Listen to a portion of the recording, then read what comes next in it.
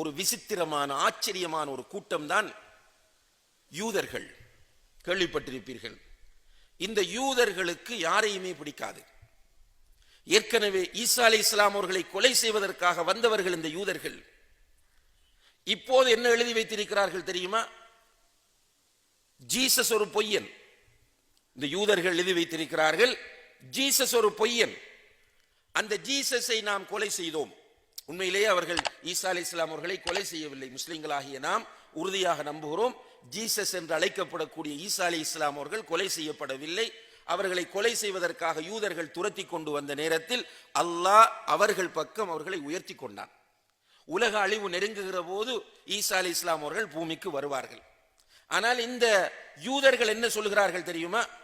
Jesus ஒரு பொய்யன், அந்த பொய்யனை நாம் கொலை செய்திருக்கிறோம். அந்த பொய்யனை இந்த முஹம்மத் உண்மையாளன் என்று சொல்லுகிறார். நம்ம ஈசா அலைஹிஸ்ஸலாத்தை மறுப்பதில்லை. கிறிஸ்தவர்கள் முஹம்மது ஸல்லல்லாஹு அலைஹி வஸல்லம் அவர்களை ஏற்றுக்கொள்ள மாட்டாங்க. ஆனால் நாம் அவர்களுடைய ரசூலாகிய ஈசா அலைஹிஸ்ஸலாம் அவர்களை ஏற்றுக்கொள்கிறோம். அவர்கள் அல்லாஹ்வுடைய ஒரு தீர்க்கதரிசி என்பதை நாம் நம்புகிறோம். நபிமார்கள், நிறைய நபிமார்கள் வந்தார்கள். குர்ஆனிலே சுமார் 25 நபிமார்களுடைய பெயர் சொல்லப்பட்டிருக்கிறது. அப்படி பெயர் சொல்லப்பட்ட நபிமார்களில் ஈசா அலைஹிஸ்ஸலாம் ஜீசஸும் ஒன்று என்று நாம் நம்புகிறோம். யாராவது ஒருவர் ஈசா அலைஹிஸ்ஸலாம் அவர்கள் அல்லாஹ்வுடைய தூதர் இல்லை என்று மறுப்பாராக இருந்தால் அவர் இஸ்லாத்தை விட்டு வெளியேறி விடுவார். அப்படி நம்முடைய நம்பிக்கை. ஆனால் கிறிஸ்தவர்கள் இறுதி தூதராகிய முஹம்மது ஸல்லல்லாஹு அலைஹி வஸல்லம் அவர்களை ஏற்றுக்கொள்வதில்லை. பாருங்க, யூதன் சொல்வதை பாருங்கள். ஜீசஸ் ஒரு பொய்யன், அந்த பொய்யனை நாம் கொலை செய்து விட்டோம். அந்த பொய்யனை இந்த முஹம்மத் உண்மையாளன் என்று சொல்கிறான். பொய்யனை உண்மையாளன் என்று சொல்கிறவனும் பொய்யனாவான். எனவே இந்த பொய்யனையும் நாம் கொலை செய்ய வேண்டும், ரசூலுல்லாஹி ஸல்லல்லாஹு அலைஹி வஸல்லம் அவர்களையும் கொலை செய்ய வேண்டும் என்று அந்த காலத்தில் இருந்த யூதர்கள் பேசிக் கொள்கிறார்கள். அப்ப இந்த யூதர்களை பொறுத்தவரையில் இவர்கள் மனித இனத்தின் எதிரிகள். இந்த மனித இனத்தின் எதிரிகளாகிய இந்த யூதர்களை பொறுத்தவரையில் உலகத்திலே மிகப்பெரிய சக்தியாக இவர்கள் காணப்படுகிறார்கள். உங்களுக்கு தெரியும், இன்றைக்கு பிசினஸ் என்றால் அது அதிகமாக யூதர்களிடம்தான் இருக்கிறது. கடுமையான மூளைசாலிகள், திங்க் டேங்க்ஸ் இந்த யூதர்களிடம்தான் இருக்கிறார்கள். இப்படிப்பட்ட இந்த யூதர்கள் உலகத்தில் ஒரு சிறுபான்மை சமூகம். அதே நேரத்தில் இவர்கள் நாடோடிகள், சொந்த ஊர் இவர்களுக்கு கிடையாது.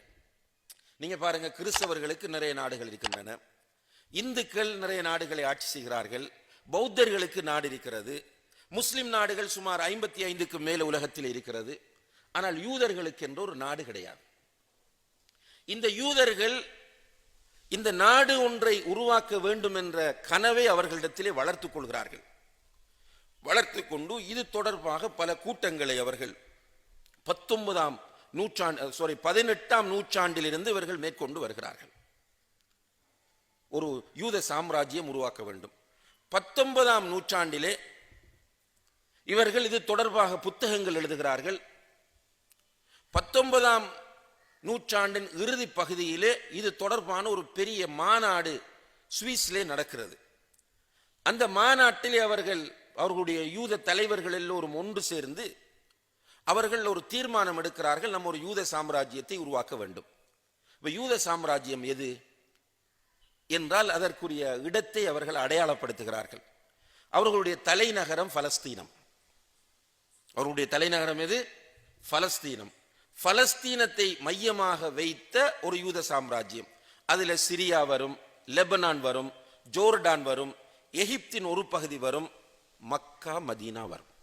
நல்லா புரிஞ்சுக்கணும், மக்கா மதீனா இரண்டும் வரும்.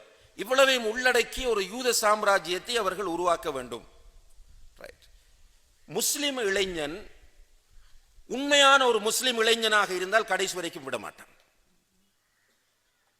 யூதர்கள் இவ்வாறு போய் ஒரு சாம்ராஜ்யத்தை பலஸ்தீனத்திலும் மக்காவிலும் மதீனாவிலும் உருவாக்குவதற்கு முஸ்லிம் இளைஞன் விடுவானா?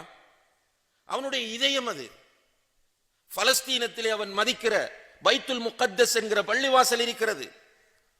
மக்காவிலே அவன் தன்னுடைய உயிரை விட மேலாக மதிக்கிற காபத்துல்லா இருக்கிறது.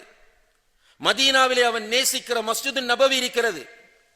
இந்த பிரதேசங்களை எல்லாம் உள்ளடக்கிய ஒரு சாம்ராஜ்யத்தை உருவாக்குவதற்கு மக்காவை, பலஸ்தீனத்தை, பைத்துல் முகத்தஸை, காபாவை, மஸ்ஜிது நபவியை நேசிக்கிற ஒரு இளைஞன் அனுமதிப்பானா என்றால் முஅவ்விதை போன்று அவன் 10-12 வயது இளைஞனாக இருந்தாலும் அவன் இடம் கொடுக்க மாட்டான். என்ன யோசிக்கிறான்? இப்ப முஸ்லிம் இளைஞர்கள் மார்க்க சிந்தனை இல்லாமல், சமுதாய சிந்தனை இல்லாமல் குப்பைகளாக, அழுக்குகளாக உருவாக்கப்பட வேண்டும். யூதனுடைய திட்டம் பாருங்க, அவன் எப்படி திட்டம் திட்டுகிறான். நமக்கு அல்லாஹ் ரசூலை பற்றி பேசக்கூடிய சிந்தனை வரக்கூடாது. நமக்கிட்ட என்ன வர வேண்டும்? நமக்கிட்ட வாட்ஸ்அப், ஃபேஸ்புக், சினிமா, நடிகர், நடிகைகள். இப்ப நமக்கு எதுல விருப்பம்? நீங்களே உங்களிடத்தில் கேட்டு பாருங்க, உங்களுக்கு எது பிடிக்கும்? உங்களை சுதந்திரமாக விடுகிறார்கள், விரும்பியதை செய்யலாம். எதை சூஸ் பண்ணுவீங்க? ஜாஹிலியத்தை தான் சூஸ் பண்ணுவீர்கள், பாவமான வழிகளை தான் சூஸ் பண்ணுவீர்கள். இன்றைக்கு எந்த அளவுக்கு நம்முடைய நிலைமை மாறி இருக்கின்றால், ஆண்களாக இருந்தாலும் சரி, பெண்களாக இருந்தாலும் சரி, நமக்கு ஹீரோக்கள், ஹீரோயின்கள் யாரு? நடிகர்கள், நடிகைகள். அங்கே முஆதும் முஅவ்விதும் அல்லாஹ்வையும் அல்லாஹ்வுடைய தூதரையும் நேசித்தார்கள். இங்கே நமக்கு நேசத்திற்குரியவர்கள் நடிகர்கள், நடிகைகள். முடி வெட்டுறதாக இருந்தா கூட நமக்கு யார் வெட்டுற மாதிரி பிடிக்குது? எதை அல்லாஹ்வுடைய தூதர் ஹராம் என்றார்களோ அந்த முறைதான் பிடிக்கிறது. அதான் ஆச்சரியம். பொதுவான ஒரு ஸ்டைல நீங்க ரசூலுல்லாஹ்வை நேசிக்க தேவையில்லை, விடுங்க. அவங்க சொன்ன முறையில் வெட்ட தேவை. எதை அவர்கள் தடுத்தார்களோ அந்த முறையில் முடிவெட்டுவதுதான் நம்முடைய உள்ளங்களுக்கு விருப்பமாக ஆகியிருக்கிறது. அவர்கள் இதை கவனத்தில் கொள்கிறார்கள். முஸ்லிம் இளைஞன் காபத்துல்லாவை நேசிக்க கூடாது, முஸ்லிம் இளைஞன் மஸ்ஜித் நபவியை நேசிக்க கூடாது, முஸ்லிம் இளைஞன் பைத்துல் முகத்தஸை நேசிக்க கூடாது, முஸ்லிம் இளைஞன் அல்லாஹ்வை பற்றி யோசிக்க கூடாது, முஸ்லிம் இளைஞன் நபிகள் நாயகத்தை யோசிக்க கூடாது. முஸ்லிம் இளைஞனுடைய மனதில் பள்ளிவாசல் வெறுப்புக்குரிய இடமாக மாற வேண்டும். முஸ்லிம் இளைஞனுடைய உள்ளத்தில் சினிமா கொட்டகைகள், தியேட்டர்கள் விருப்பத்திற்குரிய இடமாக மாற வேண்டும். முஸ்லிம் இளைஞனுக்கு சஹாபாக்கள் விருப்பத்திற்குரியவர்களாக மாறக்கூடாது. முஸ்லிம் இளைஞனுடைய உள்ளத்தில் நடிகர்களும் நடிகைகளுமே விருப்பத்திற்குரியவர்களாக மாற வேண்டும். இப்படி ஒவ்வொன்றாக அவன் திட்டமிடுகிறான். 1897 ஆண்டு சுவிஸில் வைத்து திட்டமிட்டு அவன் அவனுடைய சதி திட்டங்கள் அத்தனையுமே நடைமுறைக்கு கொண்டு வந்து விட்டான். இன்றைக்கு யார் வெற்றி அடைந்திருக்கிறார்கள்? யூதன் என்றால் நமக்கு கோபம் வருகிறது, ஆனால் அந்த யூதனுடைய வழியிலேயே நம்ம பயணிக்கிறோம்.